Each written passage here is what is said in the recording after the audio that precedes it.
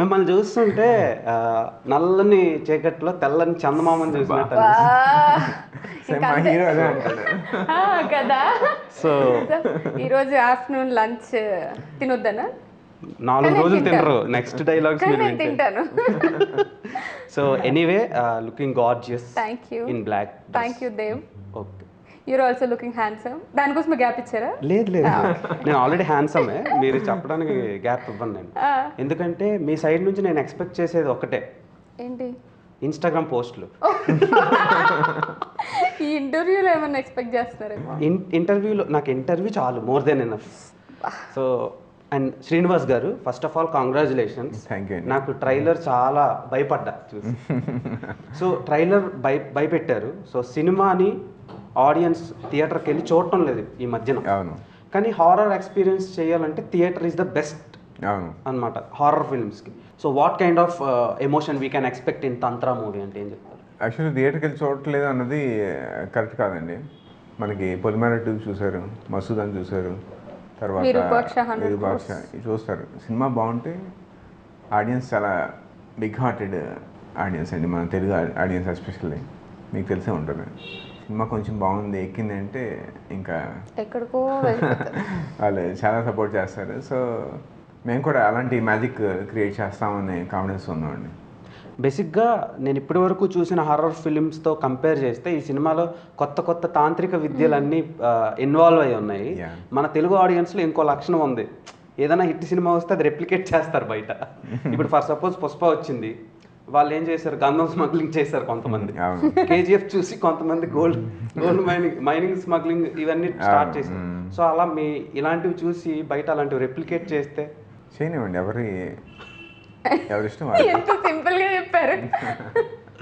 So Ananya గారు, so మీరు చాలా రోజుల నుంచి ట్రావెల్ అవుతూ ఉన్నాను.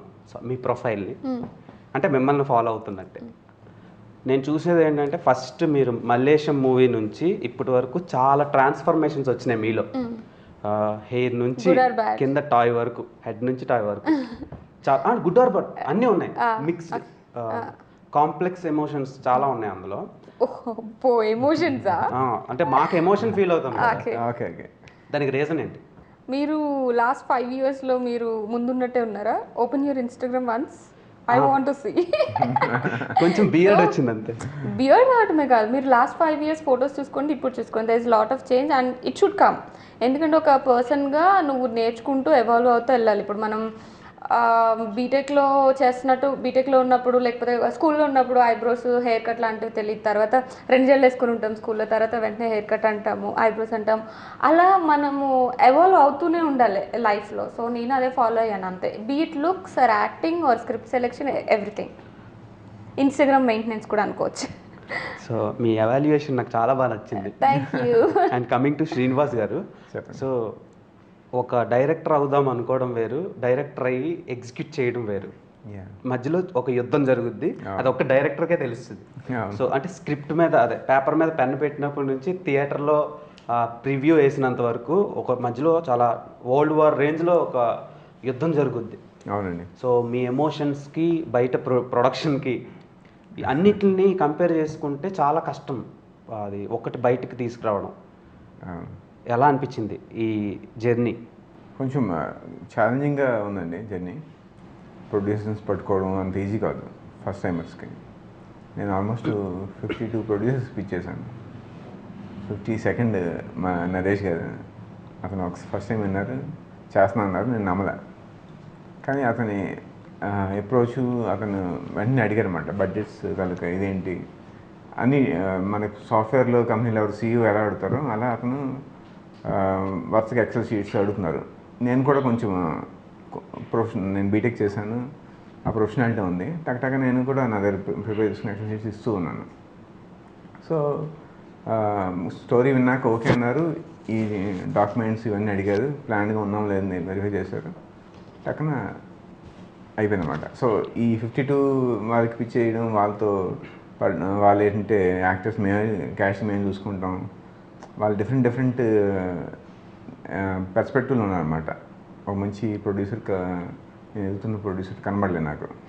అంటే సినిమాని ప్రొడ్యూసర్ డెఫినెట్గా ఒక అభిరుచి ఉండాలండి.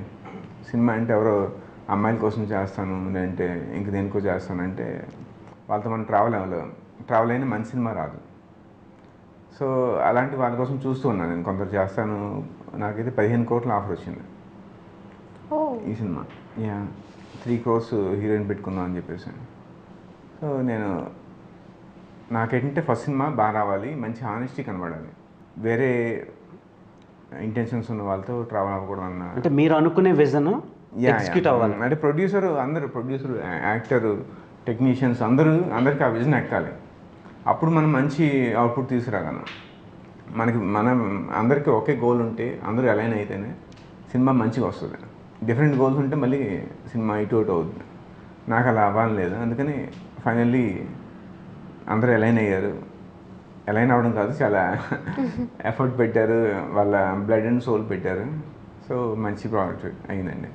సో మీ టీం మొత్తం సార్ ఏంటి మీరు అన్నట్టు దానికోసం ఒక యుద్ధం అయింది.